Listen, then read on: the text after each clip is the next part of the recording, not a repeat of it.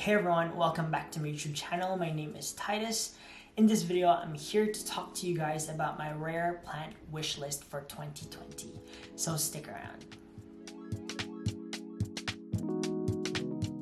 Now, if you guys are new to this channel, please do consider subscribing. It is a plant channel and I usually talk about different things about plants. If you guys have been watching my videos in the past couple of weeks, you will have noticed that my hair now looks different. And the reason for that being is that here in Melbourne, Victoria, Australia, their restrictions for COVID-19 has finally eased off. And what that means is that we can travel longer distances now, and the barbershop and hairdressers are now open, so I've finally gotten myself a haircut. Alright, anyway, that's just a plus. The thing that I want to talk about is not my hair, but basically the rare plants wish list that I have for 2020. Now, these plants that I'm going to tell you guys are something that I consider as rare purely because it's not something that I have seen in any of the nurseries before. It's not something that commonly grows here in Melbourne, Victoria, and I'm not saying that it's okay to also get plants from the wild as well because that's called poaching, and I'm not advocating for that at all. And the third thing is that you cannot buy these in big box stores, or I've never seen them being sold in any of our bunny stores or any stores at all that sells plants. Okay, so that's why I've included this in my list. Alright, so anyway guys, let's get started. So the first plant on my wish list that are rare is the Philodendron gloriosum. Okay, so if you guys have seen this plant, it's massive, or it looks massive anyway. Okay, and the way the leaf looks is so nice and chunky and big and massive that it looks really glorious, if you would call it that way, although that's another different plant.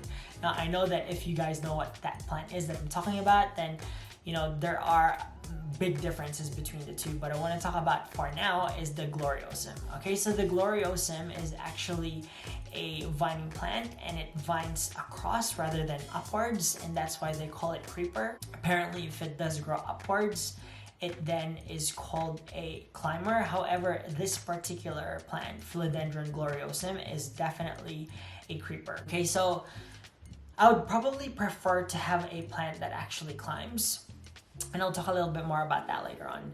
But the next plant on my wish list, which is number 2, is the Philodendron melanochrysum. Okay, so Philodendron melanochrysum, similar to the Philodendron gloriosum, are both velvety, or from what I've seen in the pictures and what people talked about anyway. However, Philodendron melanochrysum is a climber, and instead of it growing wider, it actually grows longer. Okay, I'm a bit intimidated in owning one of this Philodendron melanochrysum purely because it grows really long and big that way, and I'm not sure if I'm ready to own one. And if I do own one, I'm just thinking about where in the house would I be able to place that it will get enough sunlight and at the same time grow quite more mature and also healthy. So I don't know, I'd love the idea of actually owning one, but in terms of making one live, I don't know if that's possible. We'll just have to see if I do own one in future.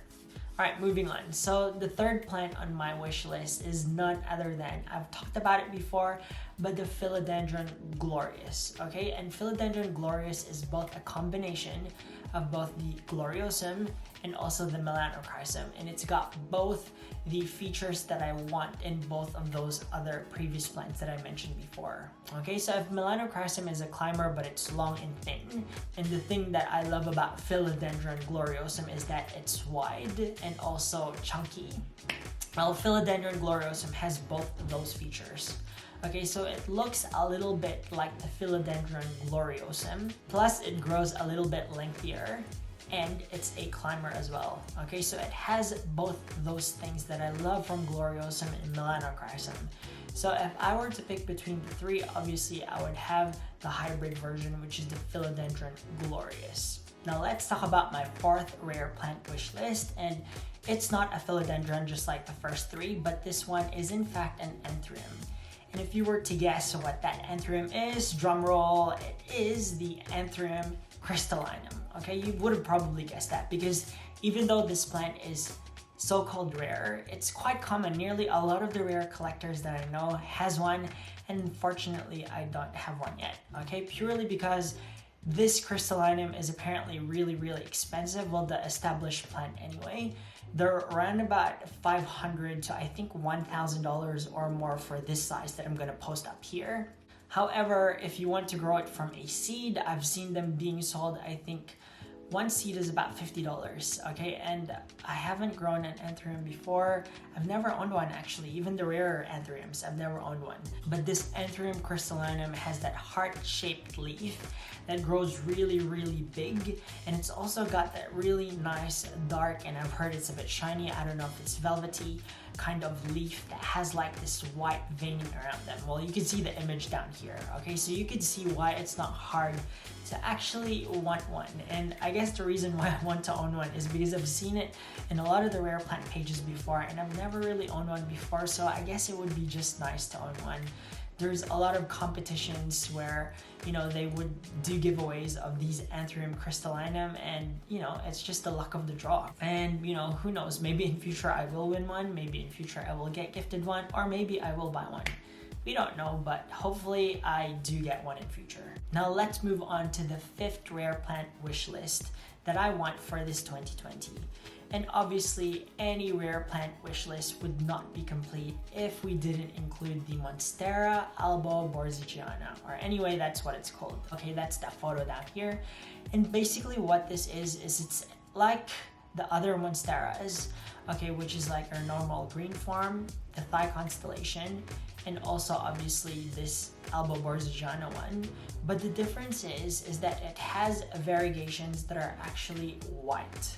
Okay, and compared to the Thigh constellation and the alboborzigiana, which, you know, is a whole totally different topic again if we were to talk about their differences, is that they have, you know what, I don't want to talk about the differences because it's just going to be another whole topic in itself. Maybe I can make another one in future.